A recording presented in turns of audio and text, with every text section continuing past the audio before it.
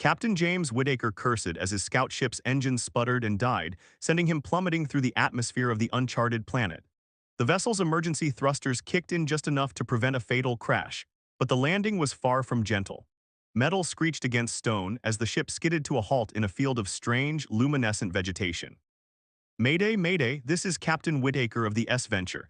I've crash-landed on the northern hemisphere of Proxima Centauri B coordinates uncertain. Static answered his distress call. The dense ionosphere was blocking his communications. He was on his own. James ran a quick diagnostic. Life support was functional, but the engines were beyond repair with his limited tools. He'd need to wait for rescue, which could take weeks given his distance from the nearest outpost.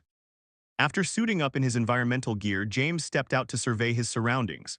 The air was breathable according to his sensors, but he kept his helmet on as a precaution. The landscape was breathtaking. Towering crystal formations refracted the light of the red dwarf sun, casting prismatic patterns across the terrain. Beneath his boots, the soil pulsed with subtle bioluminescence. His scanner picked up an unusual biological signature nearby. Scientific curiosity overcoming caution, he followed the reading to a small clearing. That's when he saw her. At first glance, she appeared almost human, 2 arms, 2 legs, and upright posture, but the similarities ended there. Her skin had a faint blue luminescence with intricate patterns that shifted like oil on water. Instead of hair, delicate tendrils that resembled fiber optic filaments cascaded from her head, changing colors in rippling waves. Her features were elegant, with large, almond-shaped eyes that reflected the starlight like polished obsidian. She was huddled against one of the crystal formations, her body trembling. Something seemed wrong. Was she injured, sick? "Hello," James called out, approaching slowly with his hands raised to show he meant no harm. "I'm Captain James Whittaker. I'm not going to hurt you." The alien female's head snapped up, her eyes widening. She made a series of melodic sounds that his translator couldn't decipher. As he moved closer, she pressed herself against the crystal, the tendrils on her head flaring brilliant crimson. "It's okay," he said gently. "I just want to help." When James reached out, she grabbed his wrist with surprising strength. Her touch sent an electric sensation up his arm. The patterns on her skin pulsed rapidly, shifting to deep purples and blues. She pulled him closer, her eyes locked on his. James froze, uncertain what to do. His training on first contact protocols had never covered this scenario.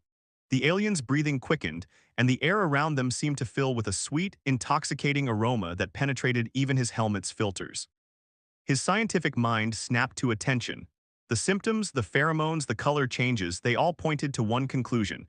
This wasn't distress, this was some form of reproductive cycle, and he had just blundered right into it. "Oh," he said, carefully extracting his hand. "I misunderstood the situation." The alien tilted her head, clearly confused by his retreat. She spoke again, and this time his translator caught fragments. "Help, cycle, alone." James took a deep breath, trying to think clinically. "I'm a different species," he explained, knowing she probably couldn't understand him either. I shouldn't." She stood up, revealing her full height, slightly taller than him. The patterns on her skin formed complex designs that somehow conveyed both vulnerability and strength.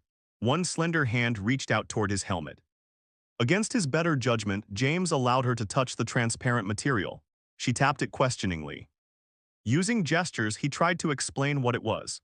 To his surprise, she seemed to understand, pointing to her own face and then to his helmet, then making a removing motion. "I don't know if that's safe," he said, but curiosity won out.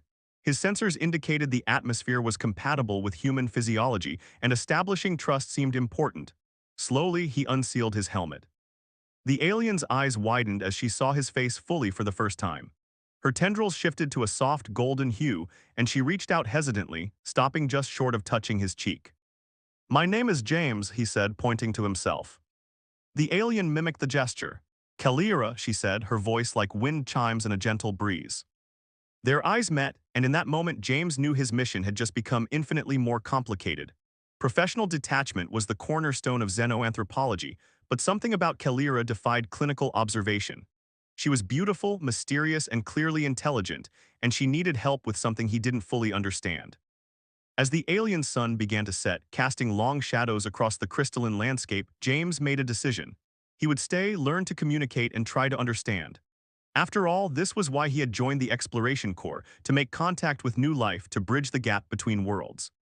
He just hadn't expected that bridge to be quite so personal. The crimson sky darkened rapidly as massive storm clouds gathered on the horizon.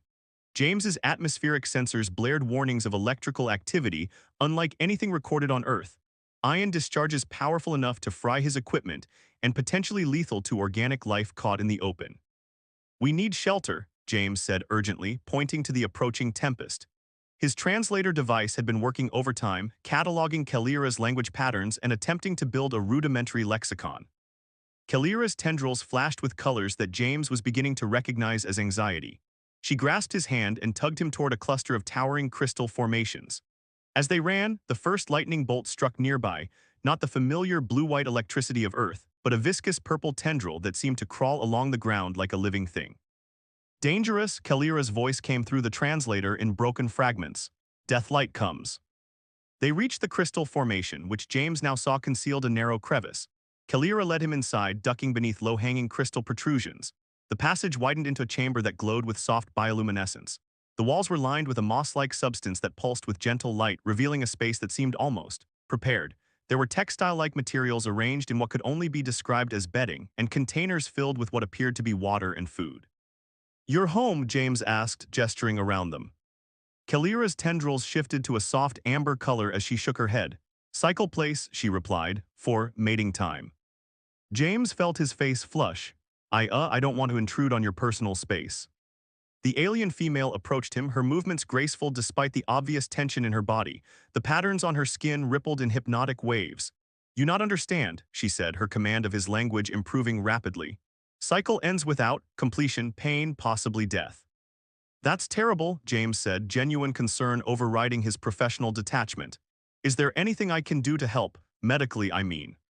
Kalira's tendrils shifted to a deep rose color, and her large obsidian eyes studied him with what seemed like both curiosity and amusement. "Your species reproduces differently." Now James was definitely blushing. "Yes, I mean humans have a different biological process."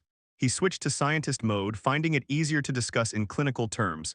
"Human females have monthly cycles, but they aren't life-threatening if unfulfilled." Outside, the storm intensified.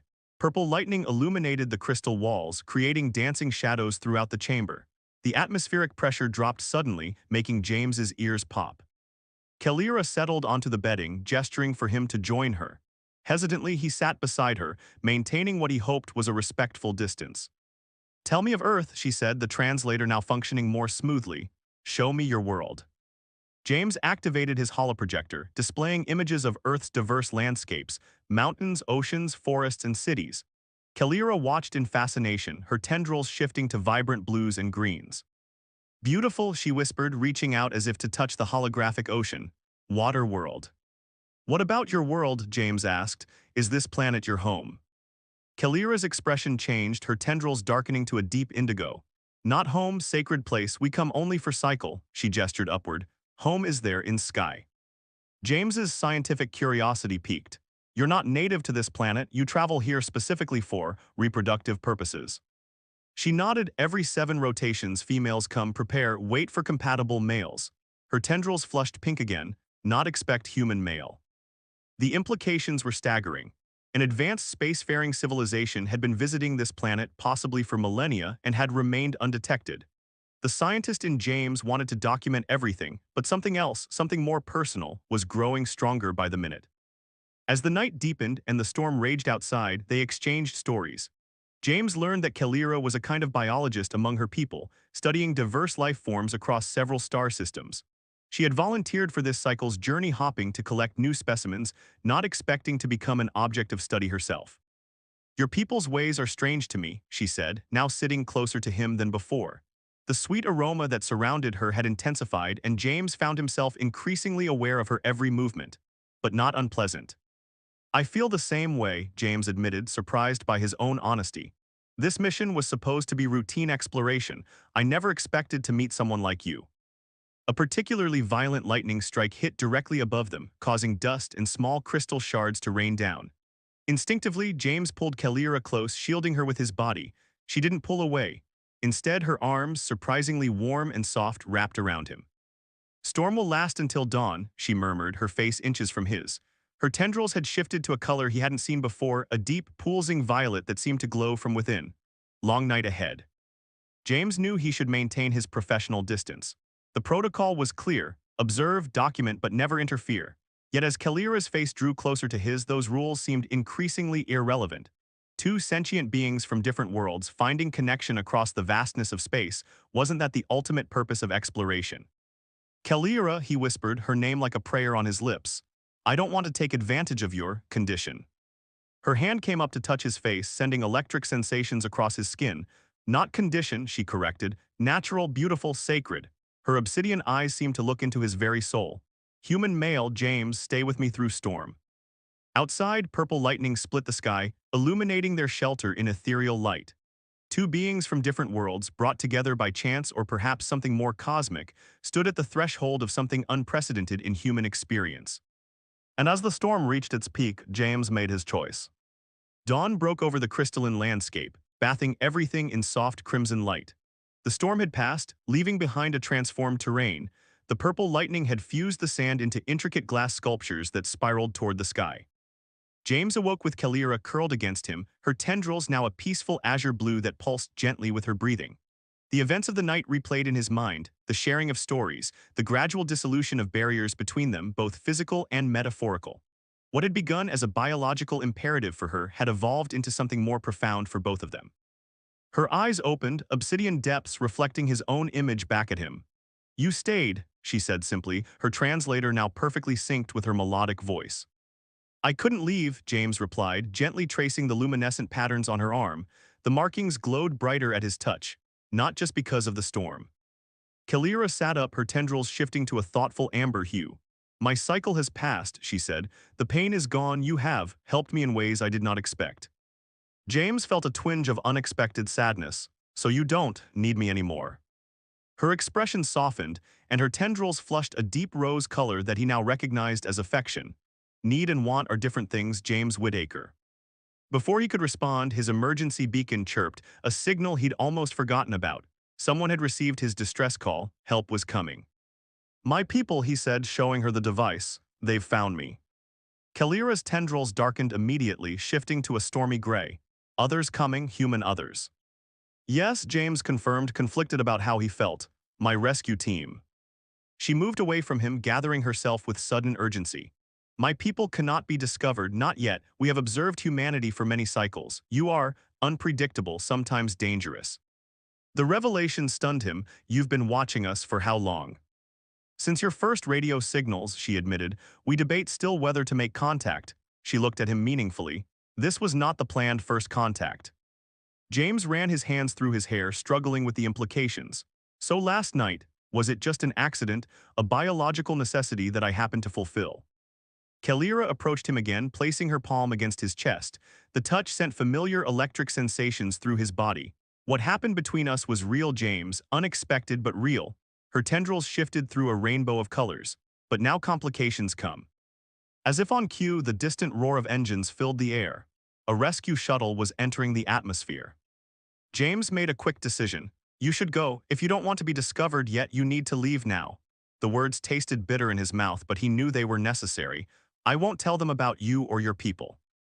Kalira's eyes widened in surprise. You would keep our secret against your duty. Some discoveries need time, he said, and some connections need to be protected. She pressed her forehead to his in what he sensed was a deeply intimate gesture for her species. I must return to my vessel before your people arrive, but know this, you are now part of our understanding of humanity. Her tendrils glowed with that same deep violet from the night before, and I am forever changed by you. James embraced her one last time, memorizing the feeling of her skin against his, the scent that had become so familiar in such a short time. Will I ever see you again? The universe has brought us together once, she said, her voice carrying a musical lilt that the translator couldn't quite capture. I believe it will do so again. With that, she slipped from his arms and moved gracefully toward the cave entrance. At the threshold, she paused, looking back at him with those fathomless obsidian eyes. Search the night sky, James Whittaker. I will be watching for your signal. Then she was gone, disappearing into the crystalline landscape with inhuman speed. James stood alone in the cave that had sheltered them through the storm, surrounded by evidence of their night together, evidence he would need to erase before his colleagues arrived. As a scientist, he knew he should document everything, report his findings, share this momentous contact with humanity. But as a man who had just experienced something transcendent, he knew some discoveries were too precious, too personal to share. The rescue shuttle's engines grew louder. Soon, he would be surrounded by well-meaning colleagues, bombarded with questions about his survival, his discoveries. He would tell them about the crash, the strange planet, the remarkable atmospheric phenomena. But Kalira would remain his secret, at least for now. James stepped out of the cave into the alien sunlight, watching the approaching shuttle descend through the crimson sky.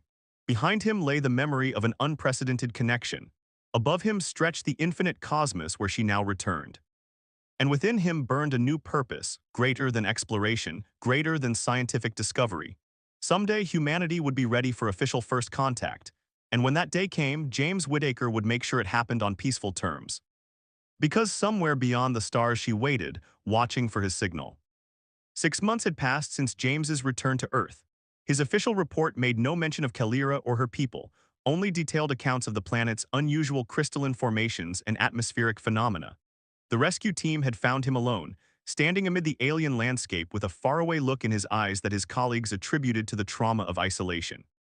Now in his private laboratory at the Terran Space Command headquarters in Geneva, James worked through another long night. His ostensible project was analyzing mineral samples from Proxima Centauri b, but his true work happened after hours, when the facility emptied and he could pursue his real obsession. Running signal pattern Alpha 7, he murmured to himself, adjusting the settings on a modified deep space transmitter he'd built from scrapped components.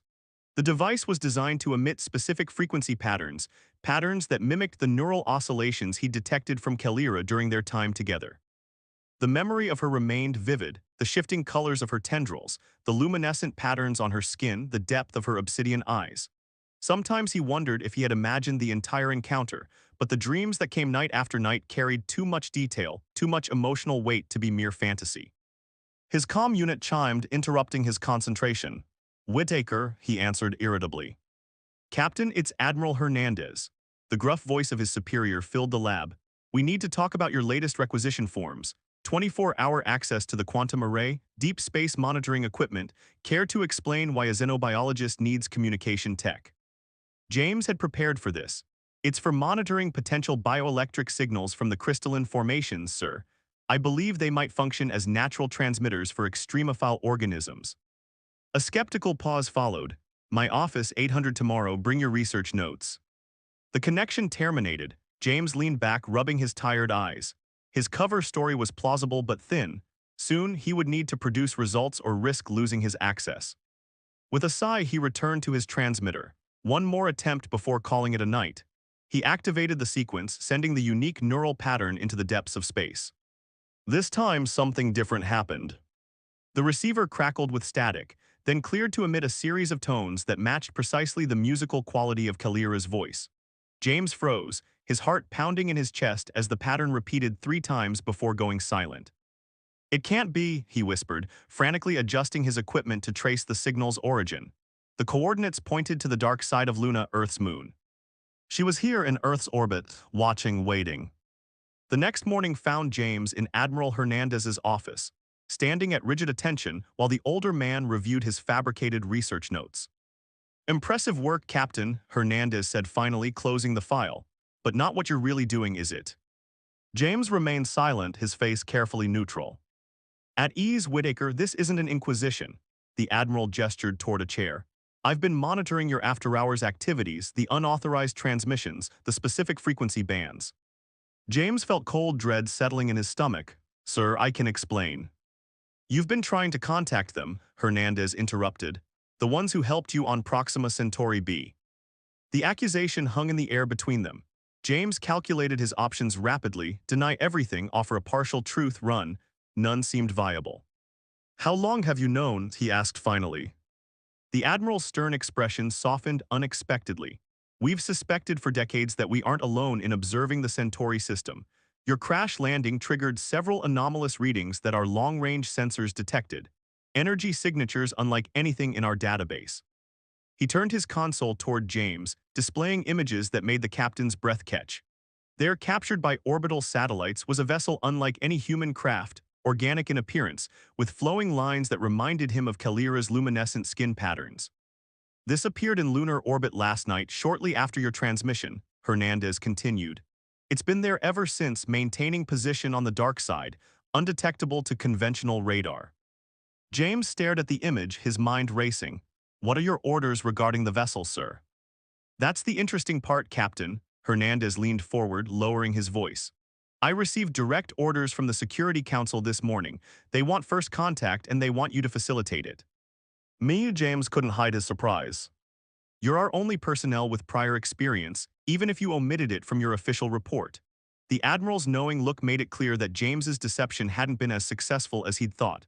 Whatever happened down there, it clearly didn't result in your death or assimilation. That makes you our best candidate. Relief and anxiety warred within James. This was his chance to see Kalira again, to bridge their worlds officially. But official contact meant scrutiny, politics, potential militarization, all the reasons she had fled in the first place. When do we leave? He asked, already calculating how he might warn her. Immediately, a shuttle is prepped and waiting, just you and a small diplomatic team. The Admiral stood, extending his hand. Good luck, Captain Whittaker, history awaits. The lunar transfer shuttle hummed softly as it approached the dark side of the moon. Through the viewport, James could see the alien vessel clearly now, a massive structure that seemed to pulse with internal light like a living thing. Beside him, Dr. Amara Akafer, Earth's foremost xenolinguist, reviewed the transmission data from his lab. These patterns are remarkable, she murmured. They suggest a neural-based communication system far more complex than anything we've theorized. On his other side sat Ambassador Liu, a veteran diplomat with a reputation for level-headedness in crisis situations. Remember, Captain, our goal is peaceful contact and information exchange only. No technology transfers, no military discussions. James nodded absently, his attention fixed on the ship. Somewhere within that organic-looking structure was Kalira, or at least members of her species. Had she received his signal, was she expecting him? The shuttle pilot's voice came over the comm. We're receiving a transmission from the vessel, there, requesting Captain Whittaker by name. James felt every eye in the cabin turn toward him. Ambassador Liu raised an eyebrow. It seems you made quite an impression, Captain. Establishing orbit now, the pilot continued. There, opening some kind of docking bay. Through the viewport, James watched as a section of the alien vessel's hull rippled like water, creating an opening large enough for their shuttle to enter. No mechanical doors, no visible technology, just flowing, living architecture that responded to some unseen command. Are we really going in there? Dr. Akafer whispered, her professional demeanor cracking slightly. Before anyone could answer, a familiar sensation washed over James, the sweet, intoxicating aroma that had filled the crystal cave. Somehow it permeated the shuttle's environmental systems. Yes, James said, unexpected confidence filling his voice. We're going in, and I'm going first. As the shuttle maneuvered toward the organic docking bay, James closed his eyes briefly, remembering Kalira's words. Search the night sky, James Whittaker. I will be watching for your signal. He had searched, he had signaled, and she or her people had answered. The moment of true first contact was at hand. The shuttle glided into the organic docking bay, settling gently onto a surface that yielded slightly beneath them like living tissue. The walls pulsed with bioluminescence, creating patterns that James recognized immediately. They matched the markings on Kalira's skin. Remarkable, Dr. Akafer breathed, pressing her hand against the viewport. It's responding to our presence. The light patterns are changing as we watch. Ambassador Liu was more cautious. Environmental readings. Atmosphere compatible with human physiology, the shuttle's pilot confirmed. Temperature 24 degrees Celsius. No detected pathogens or toxins. James stood, adjusting his uniform. Protocol dictated that the ambassador should exit first, but his heart knew differently. With your permission, Ambassador, I should be the first to disembark. They asked for me specifically. Liu hesitated, then nodded. Proceed, Captain, but maintain an open comm link. The shuttle's hatch opened with a soft hiss. James stepped onto the yielding floor of the alien vessel, feeling it conform slightly to his boots. The air carried that familiar sweet scent that had haunted his dreams for 6 months. Hello, he called out, his voice echoing softly in the cavernous space. The response came not in sound but in light. The bioluminescent patterns intensified, flowing along the walls like a current, creating a pathway deeper into the ship. James followed, aware of Dr. Akafer and Ambassador Liu falling in behind him at a respectful distance. The corridor widened into a vast chamber whose ceiling arched so high above that it disappeared into shadow. At the center stood a raised platform surrounded by what appeared to be living consoles. organic structures that pulsed with light and information. And there, waiting at the platform's edge, stood a figure that made James's heart skip a beat. Tall and elegant, with tendrils that cascaded like liquid light, skin that shimmered with complex patterns, but it wasn't Kalira. This being's features were more angular, their posture more rigid. Captain James Whittaker, the alien said, the words perfectly formed in English. I am Thaler, Elder Speaker of the Lumidari Collective. James bowed slightly. Elder Speaker, thank you for answering our signal. Thaler's tendrils shifted to a deep blue that reminded James of Earth's oceans. It was not your signal alone that brought us here, it was the Bondeko. Bondeko, Ambassador Liu asked, stepping forward. Thaler's obsidian eyes remained fixed on James. When two beings share the sacred union during a cycle, a neural imprint forms. It resonates across space and time, connecting them forever. His tendrils shifted to a knowing amber. My daughter described this connection in her report. It is unprecedented between our species. James felt his face flush. Your daughter. The one you know as Kalira, Thaler confirmed. She was to observe only, to collect specimens, not to initiate contact. There was no anger in his voice, only a kind of bemused acceptance. But the storm intervened, and now here we stand, making history because of an accident of weather. Dr. Akafer stepped forward eagerly. Your ability to speak our language is remarkable. How? We have studied your transmissions for generations, Thaler explained. Your films, your broadcasts, your music. Humanity has been projecting itself into space since your early radio experiments. His tendrils rippled with what might have been amusement. You are a very vocal species. Ambassador Liu cleared his throat. Elder Speaker, I represent Earth's United Nations. We come in peace and friendship, seeking dialogue between our peoples. Peace we accept, friendship we shall explore. Thaler's tendrils shifted again. But first there is unfinished business. He turned, gesturing toward an entrance on the far side of the chamber. The organic door rippled open, and through it stepped the figure that had occupied James's thoughts for 6 long months. Kalira, he whispered, unable to maintain his professional demeanor. She moved toward him with the same fluid grace he remembered, her tendrils now a cascade of rose and gold. The patterns on her skin pulsed rapidly, matching the suddenly accelerated beating of his heart. James Whittaker, she said, her musical voice sending shivers down his spine. You heard my call. I never stopped listening, he replied honestly, aware but uncaring that his colleagues were witnessing this deeply personal reunion. Kalira stopped before him, close enough that he could feel the warmth radiating from her luminescent skin. The council has decided. Official contact between our peoples will begin. Her obsidian eyes searched his face. I am appointed as primary liaison to Earth. James couldn't help the smile that spread across his face. That's convenient. Is it? She asked, a hint of teasing in her voice. Or is it merely the logical choice given our existing bond? Ambassador Liu cleared his throat again, looking between them with newfound understanding. Perhaps Captain Whittaker could handle the diplomatic arrangements for housing our new liaison. Dr. Akafer barely suppressed a smile. Yes, the captain does seem uniquely qualified. Thaler's tendrils shifted to a color James hadn't seen before, a warm gold that seemed to radiate approval. The Bondeko guided us to this moment. Now we must determine what follows. He gestured toward the living consoles. Come, there is much to discuss, 2 civilizations to introduce to one another.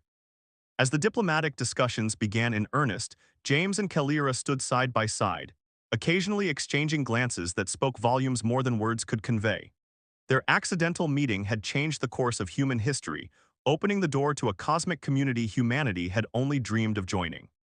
Hours later, as preliminary agreements were established and the Earth delegation prepared to return with their remarkable news, James found a moment alone with Kalira in a quiet alcove of the ship. Will you really come to Earth? He asked, still hardly believing this turn of events. Kalira's tendrils shifted to that deep violet he remembered so well. The cycle brought us together by chance, James Whittaker, but what happens now is by choice. Her luminescent hand found his. My people believe that the universe itself has patterns, cosmic currents that guide sentient beings toward their destiny. And what's our destiny? James asked, entwining his fingers with hers, marveling at how alien yet perfect the connection felt. That, she said, leaning closer until her forehead touched his in the intimate gesture of her people, is what we will discover together. Above them, through a transparent section of the ship's hull, Earth hung like a blue jewel against the black velvet of space. 2 beings from different worlds stood at the threshold of something unprecedented, not just first contact between species, but a deeper connection that transcended biology, transcended space itself. The storm that had forced them together on a distant world had been just the beginning. Now, with the boundaries between their worlds dissolving, a new journey awaited, one they would navigate together, beneath the light of countless stars. And somewhere in the vast cosmos, perhaps other unlikely pairs would find each other across the void, guided by the same cosmic currents that had brought James and Kalira together, proving that even in the coldest reaches of space, connection and understanding could bloom like the rarest and most beautiful of flowers. The universe, it seemed, had plans of its own, plans that began when a human man misunderstood an alien woman's distress signals, only to discover that some connections transcend all barriers, even those between the stars themselves.